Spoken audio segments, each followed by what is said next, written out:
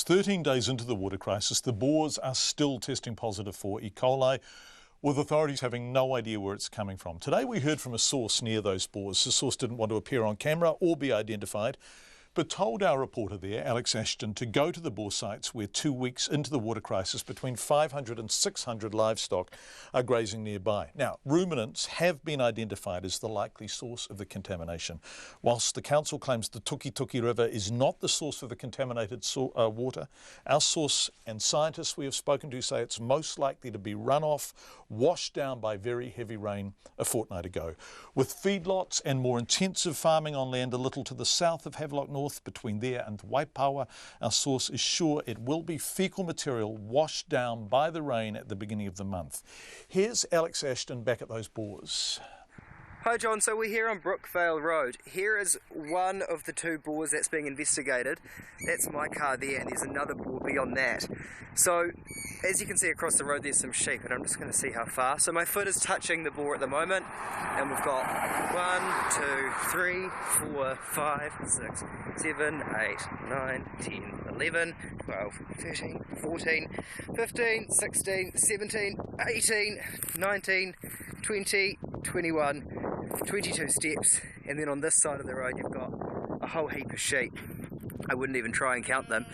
Just beyond that, up the corner, you probably can't see it, to the left is temata mushrooms, and on this side of the road is another bore, and that one was closed in 2013, and that one's still closed.